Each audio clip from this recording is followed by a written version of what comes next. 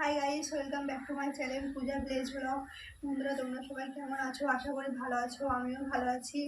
তো বন্ধুরা, চলে এলাম তোমাদের সামনে নতুন একটি ব্লগ নিয়ে। তো আজকে কি রান্না হচ্ছে তো তোমাদেরকে দেখাচ্ছি। চলো দেখো বন্ধুরা, এই যে ভাত হয়ে গেছে, আর এই যে বেগুন ভাজা হয়ে গেছে। আর আজকের মেনুতে মাংস হচ্ছে। ওই মাংসের আলুগুলো ভেজে রেখে দিয়েছি, মাংস দিয়ে আলু দিয়ে ঝোল হবে, ভেজে রেখে দিয়েছি। আর এই যে মাংস রান্না হচ্ছে কড়াইয়ে, মাংসটা একটু কষাচ্ছি। আর আর হবে হচ্ছে পাঁপড়, এই যে পাঁপড় ভাজা, এই যে পাঁপড় আজকে ঋষি কিনেছি, পাঁপড়গুলো আজ ঋষিকে ভাজা করে দেবো। আজকের মেনুতে এটাই, বেগুন ভাজা, মাংস আলুর ঝোল আর পাঁপড় হবে। তো মাংসটা এখন হচ্ছে, তো বন্ধুরা দেখতে থাকো, আশা করি ভালো লাগবে। মাংস দিয়ে আলু দিয়ে ঝোল, এটা মানে খুবই ভালো লাগে খেতে। তোমরা বাড়িতে টেস্ট করে দেখবে। তো এখন মাংসটা কড়াই হচ্ছে, মাংসতে মশলাটা দেবো। তো গুঁড়ো মশলা আছে এখানে, সেজন্য একটু জল দিয়ে বাটিতে ভালো করে গুলে দিচ্ছি, দিয়ে মাংসতে দেবো।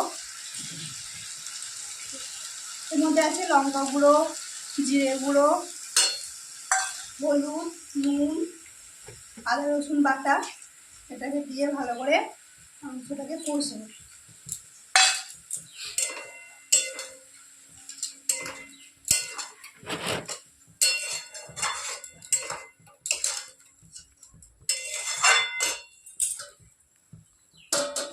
মাংসটা একটু ঢাকা দিলাম, কষছি।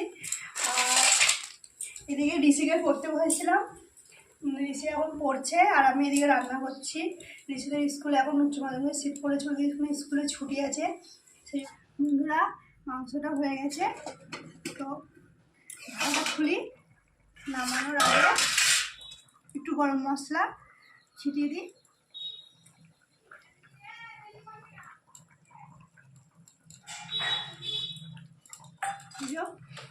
মাংস রান্না আমার হয়ে গেছে।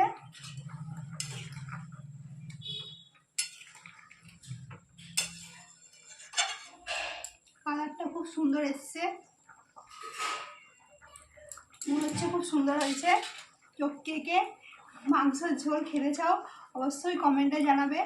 আর আজকের ব্লগটা যদি ভালো লাগে অবশ্যই like, comment and share, subscribe করে দিও। বন্ধুরা টাটা, দেখা হচ্ছে পরের ব্লগ।